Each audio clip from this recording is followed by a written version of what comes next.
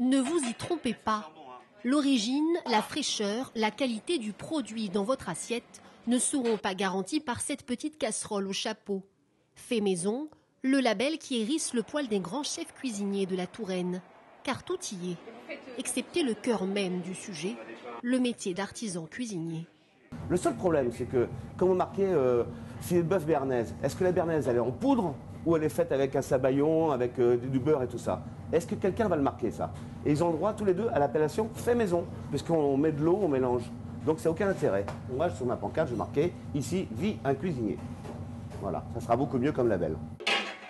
Dans cet établissement, Charlotte et Séverine s'attachent à servir du fait maison à leurs clients, tout en s'approvisionnant pour certains produits chez les grossistes alimentaires les plus célèbres.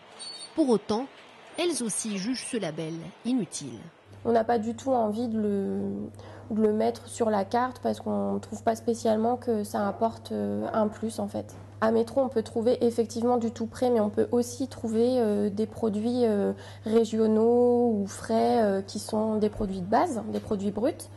Si je prends l'exemple d'une tarte, on va faire notre pâte brisée nous-mêmes, on va faire l'appareil à quiche nous-mêmes.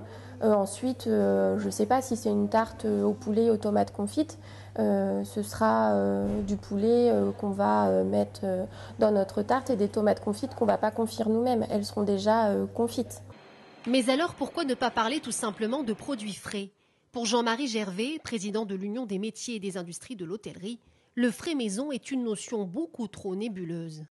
Frais, ça veut dire quoi, frais?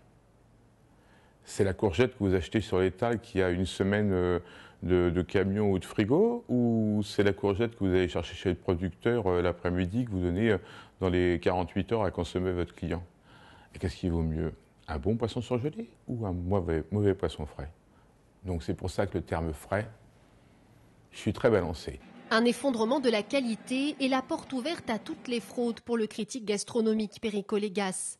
Car label ou non, en France, un restaurant est contrôlé seulement une fois tous les 3 ans. Il est même tout à fait légitime de vouloir réglementer ça. Le problème, c'est que quand il y a réglementation, il faut avoir les moyens de contrôler si cette réglementation est appliquée. Or, aujourd'hui, les pouvoirs publics, l'administration n'a pas assez d'effectifs à la DGCCRF, c'est la répression des fraudes qui est chargée de s'assurer et de contrôler que le fait maison correspond bien au cahier des charges du restaurant. Ils n'ont pas assez d'effectifs, ils n'ont pas assez d'inspecteurs pour pouvoir contrôler régulièrement tous les restaurants qui mettront fait maison sur leur carte. Un vieux serpent de mer.